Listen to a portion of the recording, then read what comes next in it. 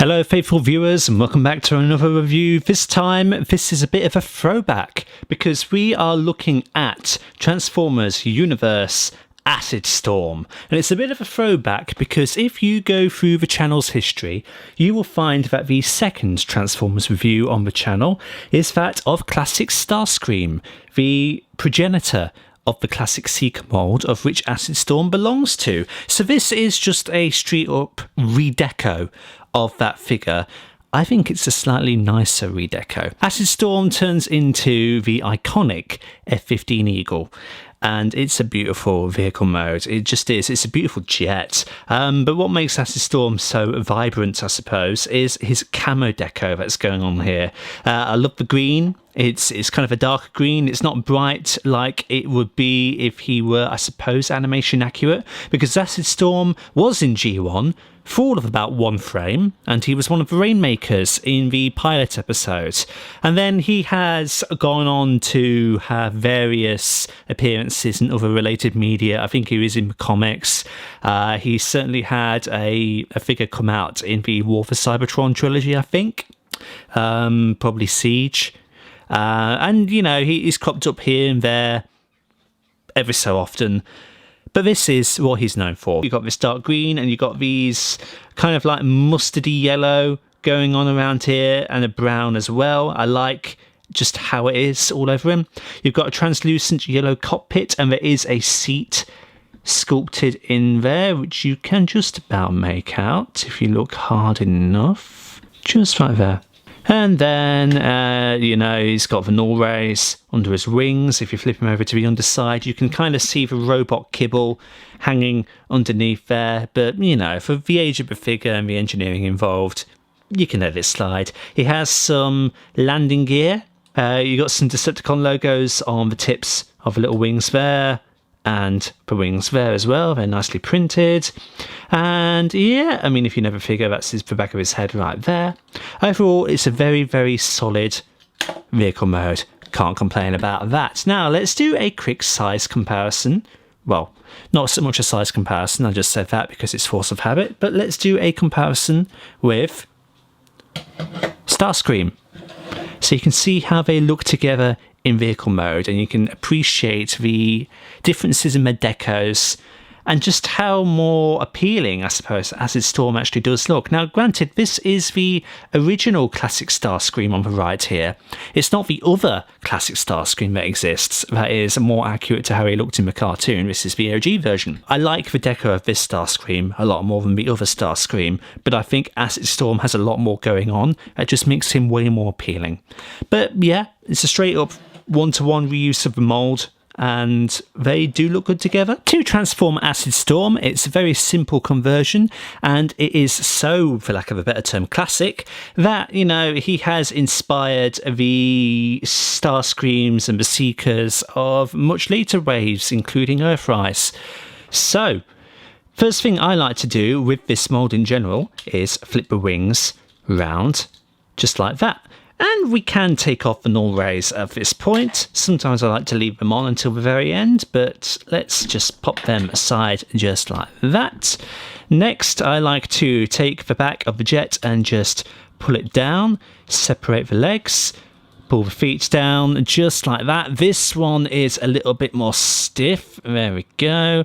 And then, now, these can be a little bit brittle. On my Starscream figure, the bases of these have started to break. So, if you want to be very careful, make sure that you apply pressure just in the right places. Just spin them round. There are little holes there and little tabs there, but they don't go in perfectly well, but that's kind of your alignment target, if you will. So fold that up like that, rotate and fold that up on the other side, just being careful with those bits again. Then you can plonk him down, open up the chest, fold out the arms like that, snap the nose cone down just there, rotate and double hinge back in, and then you can close up the chest as you do. Roll in the landing gear. You can fold down the head of this bit. Now, mine has actually had a little bit of breakage, which I only discovered the other night. So, you can see that there is meant to be a tab right there, and it tabs in just in the slot underneath his chin. At least it's meant to, because it's snapped off on mine. It's not a major issue because it doesn't hinder anything, and this, does remain looking nice and flush, I suppose. It's just something to note, but that is something that can break. And then get your nails in here and roll out the fists, just like that. And again, they are a little bit tough, and it's an excuse to bring in the good old trusty screwdriver just to try and wiggle them out. Come on, there we go. There we go. And that's him practically done. Just reattach the null rays. Acid Storm here has a very nice secure fit with these, unlike my Starscream. And I'll talk about that again in a minute's time. If he wants to stand, and he does want to stand. Remember the Starscream review where there was loads of bloopers about him just falling over and the arm cannons popping off? Yeah, you don't have that problem with this guy. I mean, he's just as arguably difficult to stand, and I say arguably because you can see he's standing perfectly fine here, but again, we'll cover the Norway bit in a little bit. Anyway, here he is. He's transformed Acid Storm in a beautiful looking robot mode, and it's just such an iconic design, and it's an iconic mould. As I said just before the transformation, it has been remolded and reused so many times, and it is the inspiration for your modern day G1 Seeker mould. This just whole thing stands the test of time.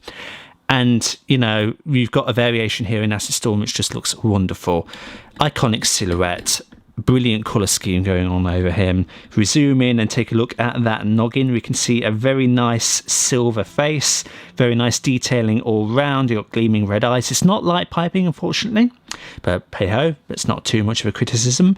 Then you've got yellow highlights popping all over in the little grooves there on the shoulders and on the kneecaps as well. Still retains the dark green as his most prominent colour, but you've got more black popping now on the forearms and on the top of the null rays, and the fetums are also black. You've got this kind of like this lightish blue, lightish grey kind of thing going on here. Just supplements the figure very nicely, and the brown kind of takes a back seat because it is hidden behind the rest of this.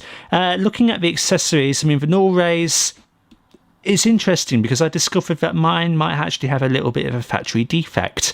You can see this one is perfectly fine. It's nice and rounded at the tip. This one is pointed, and I had a look at Google Images and I tried to see all of the other Acid Storms that have graced the internet. I don't know of any other one that has this, which makes me think that it is a defect of some kind. If we pop this off, let's just do a missile firing thing. So the grey switch on there, and 3, 2, 1.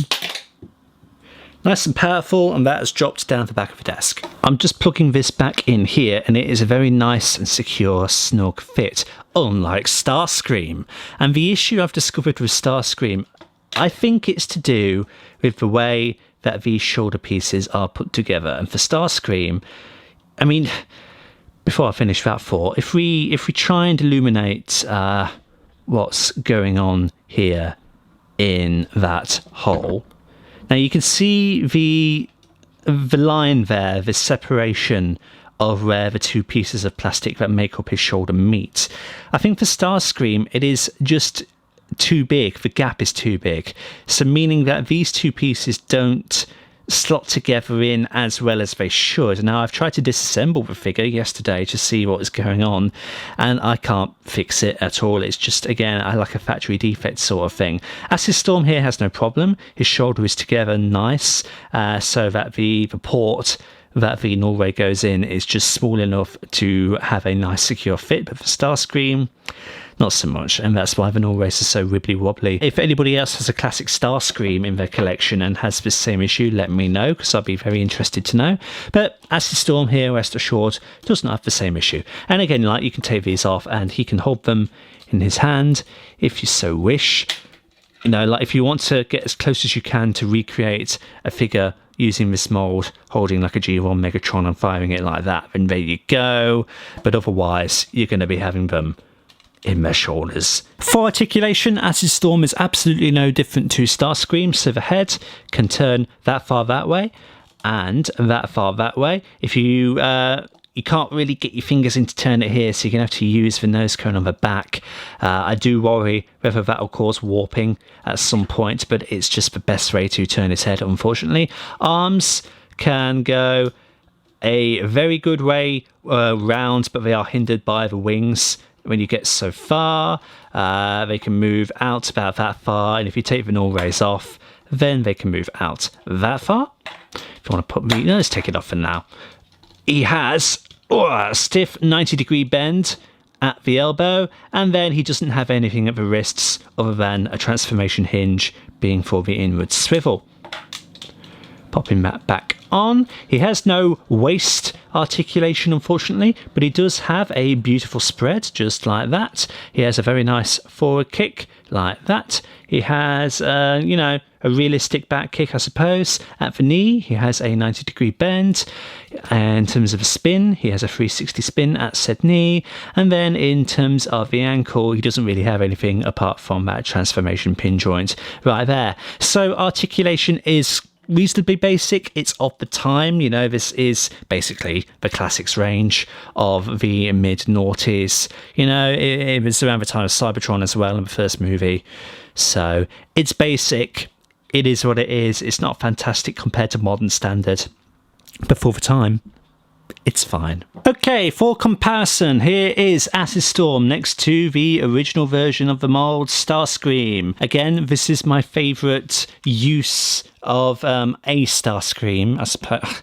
Let me rephrase that. That didn't make any sense in my head as I was saying it. What I'm meaning is Starscream's colours here are the best Starscream, but Acid Storm here I think is a superior version of the deco. My words are making sense, I swear. I like, basically, oh my god, I'm trying to get my words out here. I like Acid Storm's colours better. That's literally all I was trying to say. Oh my god. I'm a professional reviewer at this point, folks. I swear. They look good together, is the overall point I'm trying to make. Bringing in my latest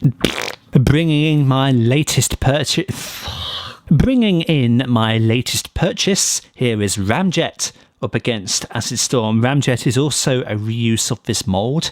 It is a remould though, because there are some differences, notably the head and wings, but the base figure is the same. These two figures came out at roughly the same time as one another, so you've got Acid Storm on the left, and you've got Cybertron Deluxe Class Skywarp on the right. So this is just a comparison of two Seekers across two different lines. Similarly, here is another Skywarp with Acid Storm. This is the redeco of the first movie, G1 Colour Starscream / Thundercracker, and it's a remold of the Starscream mold from the first film. So again, two different Seekers from two different lines. Now a modern Seeker with an old Seeker, so you've got the Legacy Armada Starscream, who is a Voyager class. And then to round it all out, here is our good old friend Mysterio with Acid Storm. So there we go, that is our look at the Seeker remold usage in Acid Storm. And this is, it's a wonderful figure for what it is. The mold is, as I said, so classic that it has served as the inspiration for modern Seeker figures who have taken the base elements illustrated here and improved upon them and upscaled them, certainly. But this does stand the test of time. It's not perfect. Like, articulation is limited, and thus posability is very difficult, because I don't know if you can tell here, but to get him in a pose, I'm having to keep him in place, because if I release, that happens. So yeah, posability kind of sucks for these things. But they are very nice troop builders, considering that the amount of versions of this mould that have come out is crazy. If you want to make a Seeker army, then you very much can. I do recommend getting at least one version of this guy in your collection. It doesn't matter which Seeker it is. I think that, like with the first movie Ratchet, this is just one of the kind of legacy Transformers, not from a legacy line, but to kind of say that this is just a mould that is so iconic in its own right that it would be a disservice to your collection if you didn't have one. I think that you do have to have one, really. If you're a hardcore collector, and you should seek out, good term there, that you should seek out a version of this. Doesn't matter who, just get a version. I would absolutely recommend the Acid Storm variation here. It is just beautiful. I love the colours on it, and it's just good. It's just really good. And yeah, that's my 2 cents on this mould and this character. I do recommend, absolutely. Thank you everybody so much for stopping by and checking out this video. Like and subscribe if you haven't already, and share it around to help out the channel. And until the next time, see y'all later.